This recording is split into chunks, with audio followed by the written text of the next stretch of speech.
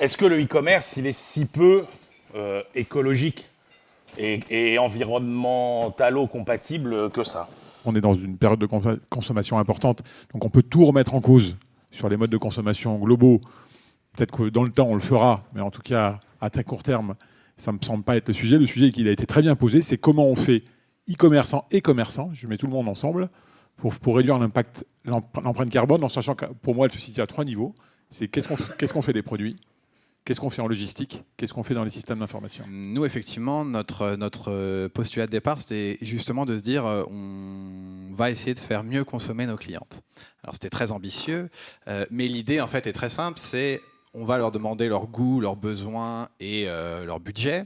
Et à partir de là, on va leur préparer une malle, donc un colis personnalisé avec des vêtements, chaussures, accessoires. Donc on n'est que pour les femmes et que sur le prêt-à-porter, qui va leur correspondre, de manière à éviter donc tous les retours qu'il peut y avoir et de manière effectivement à se dire derrière on lui envoie quelque chose dont elle a réellement besoin. On est neutre en CO2 depuis 2012, on baisse chaque année nos émissions. L'objectif, c'est d'aller vers le zéro émission. C'est très clair. Ça, c'est un objectif qu'on se fixe et qui est désormais, je pense, quelque chose d'atteignable. Et on parlait d'améliorer, il faut aussi améliorer notre offre. C'est-à-dire, il faut qu'elle reste absolument responsable, mais il faut l'améliorer. Emmanuel Le Chip le disait tout à l'heure, le standard est en train de passer de 48 heures à 24 heures. Nous, on s'est posé la question, on est sur 48 heures, on voit bien que la demande, c'est du 24 heures. Comment on fait pour faire du 24 heures en faisant moins d'émissions? On va le faire. D'abord, c'est passionnant de vous écouter.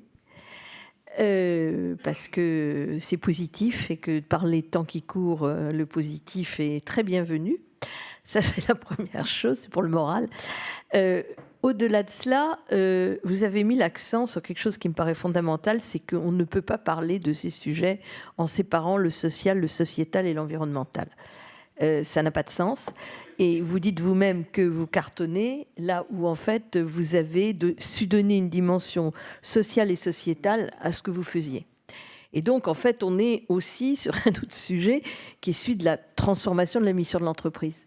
On est entré dans un objectif très ambitieux. Il s'agit de changer, vous l'avez dit, les mentalités. Les mentalités. Il faut changer la nature humaine pour respecter la nature tout court. L'humanité va trouver une fois de plus les chemins.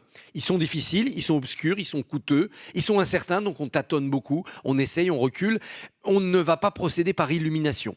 Peut-être plus que lors des révolutions précédentes, la transition demande à la fois de la rapidité, de l'audace et du droit à l'erreur. Et donc pouvoir faire demi-tour vite quand on se trompe sans faire trop de repentance. Et ça, c'est très très compliqué à faire.